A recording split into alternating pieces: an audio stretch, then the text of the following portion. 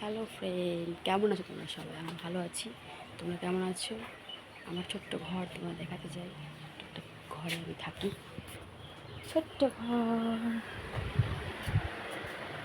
এই যে আমার ঘর,